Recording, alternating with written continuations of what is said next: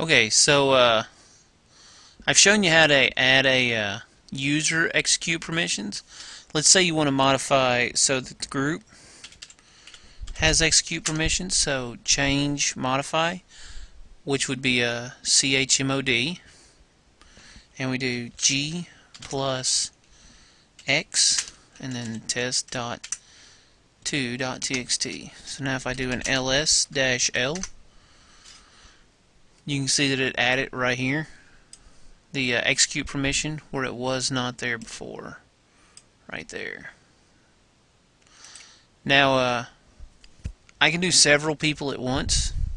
So let's say I want to do chmod and then a for all minus read.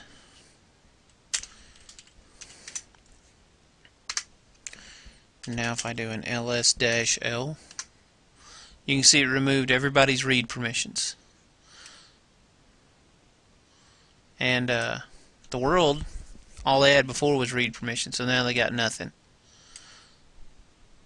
Now if I want to give them execute permissions, then I can do change modify chmod o plus x, o for other plus x for execute, and then do an ls-l, and now they have execute permission. Now there's a much easier way to do this. So let me open up a text editor. So basically there are three permissions. There's read, write, and execute for the person that owns the file. Read, write, execute for the group that owns the file. And read, write, execute for everybody else. Now, let's say for example I want to give the owner read, write, and execute. I want to give the group read and execute, and I want to give the world just write permission. Now, if I put a 1 wherever there is a permission and a 0 where there's not a permission, or a dash, what I'm going to come up with is 111, 101, 010. You can take these numbers and convert them to binary. The number 111 in binary is 7 in decimal. The number 101 in binary is 5 in decimal. And the number 010 in binary is 2 in decimal. So I can actually chmod 752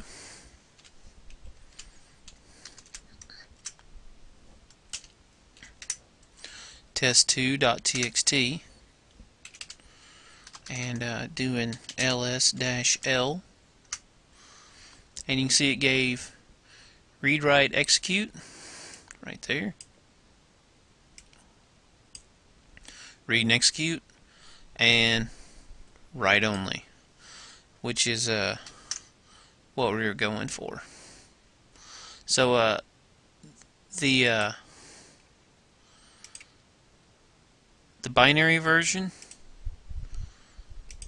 is a lot easier to do than typing in letters, although you can complicate it more. Chmod and then group plus read, comma, other plus execute, comma, test.2.txt.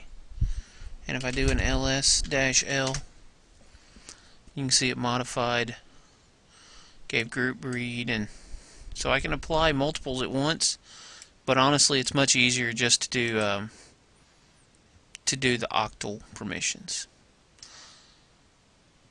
So let me clear the screen.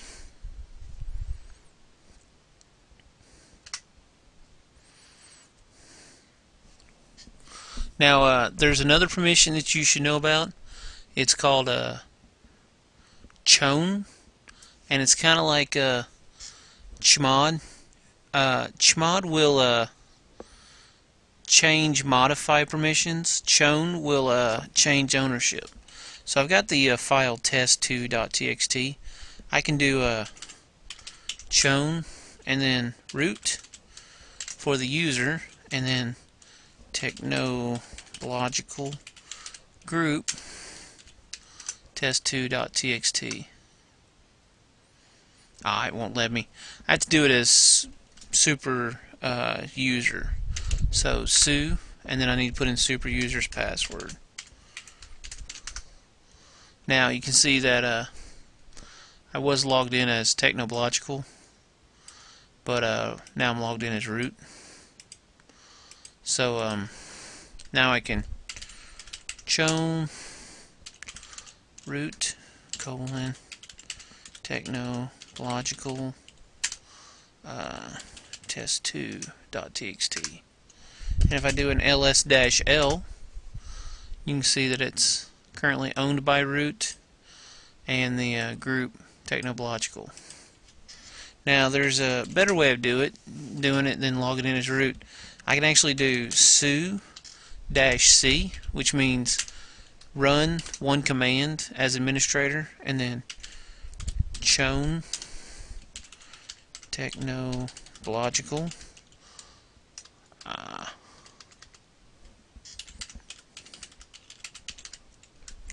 colon technological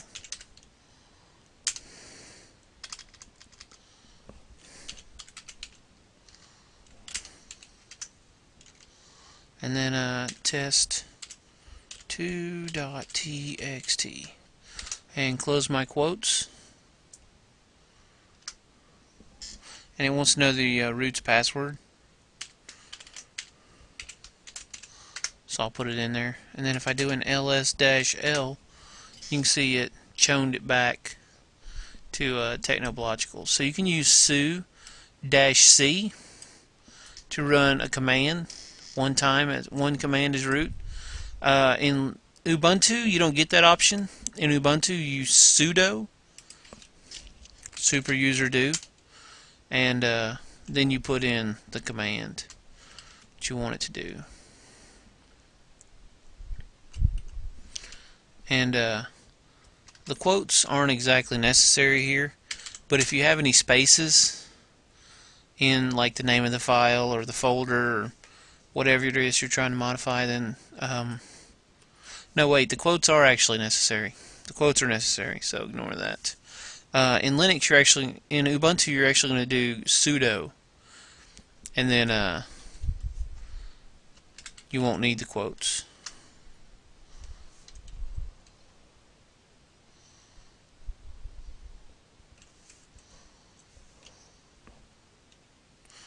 And I can also sudo in Fedora,